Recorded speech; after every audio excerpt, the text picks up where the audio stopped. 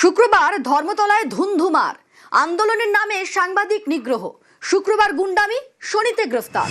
অন্ডাল থেকে গ্রেফতার মোহাম্মদ আফরোজ। ধর্মতলায় সাংবাদিকদের ওপর গুন্ডামিতে অ্যাকশন, পুলিশের জালে তৃণমূল ঘনিষ্ঠ আফরোজ। আমাদের সঙ্গে সরাসরি রৌনক রয়েছেন প্রতিনিধি। রৌনক, বিধানসভায় দাঁড়িয়ে মুখ্যমন্ত্রী 5 জন কুখ্যাতর নাম করেছিলেন, তার মধ্যে আফরোজ ছিলেন একজন।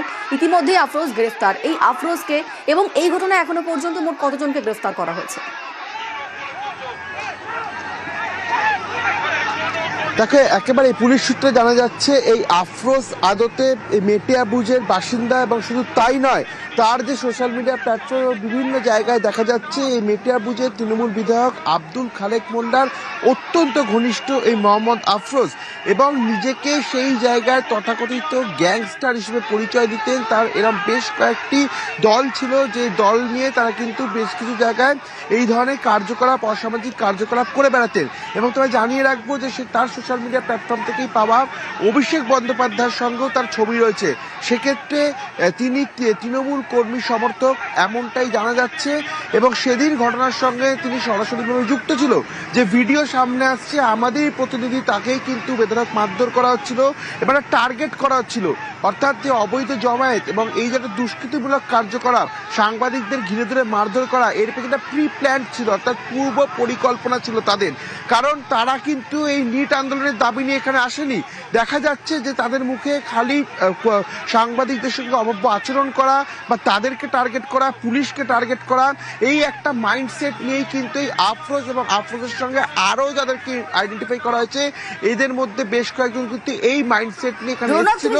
এবং এখনো পর্যন্ত যাদেরকে গ্রেফতার করা হয়েছে, অর্থাৎ এখনো পর্যন্ত পুলিশের জালে 11 জন। 11 জনের মধ্যে এই আফরোজ ছাড়া আর কারা রয়েছে, কাদেরকে গ্রেফতার করা হয়েছে? দেখো, একেবারে 11 জনের মধ্যে আরো বেশ কয়েকজন রয়েছে, যার মধ্যে খালেদ রেজা বলে একজনের নাম উঠে আসছে, যে কিনা কংগ্রেস সমর্থক বলে আমরা জানতে পাচ্ছি। এবং এই মিছিলের পেছনে তাহলে কি বাম এবং কংগ্রেস এবং তৃণমূলের যোগ রয়েছে? কারণ এদের যে সোশ্যাল মিডিয়ার প্ল্যাটফর্ম, সেখানে সরাসরি তাদের যে যোগ বা তারা যে সক্রিয় কর্মী যুক্ত থাকার বিষয় কিন্তু সামনে উঠে আসছে। সেই জায়গায় দাঁড়িয়ে এই যে ঘটনাটা ঘটলো, গোটা ঘটনাটা কি পূর্ব পরিকল্পিত ছিল?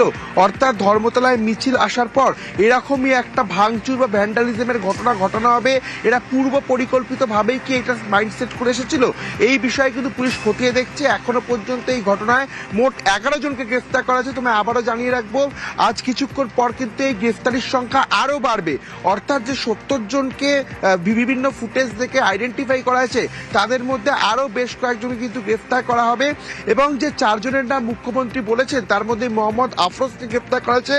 বাদ বাকি 3 জনের খোঁজেও কিন্তু ইতিমধ্যে কলকাতা পুলিশের অ্যান্টি রাউডি সেকশনের তরফ থেকে বিভিন্ন জায়গায় তল্লাশি অভিযান চলছে। বেশ, নজর থাক। ধন্যবাদ রৌনক।